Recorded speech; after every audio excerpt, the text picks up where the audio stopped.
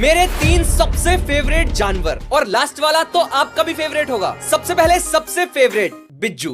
नाम पे मत जाना, क्योंकि Guinness book of world record ने इसको सबसे निडर जानवर होने का खिताब दिया है, क्योंकि शहद चाटने के बाद ये शेर या मगरमच्छ से भी लड़ जाता है और सांप को तो लंच में खा जाता है। नेक्स्ट मेरी प्यारी बिल्ली, क्योंकि इन्हें 25-30 मंजिल से भी फेंक दो, मजाल है जो मर जाए। ऊंचाई से गिरते ही तो पैराशूट सा बन जाती है, लेकिन कसम से मैंने कभी गिरा के चेक नहीं किया, मैं तो बस साइड में खड़ा हुआ देख रहा था।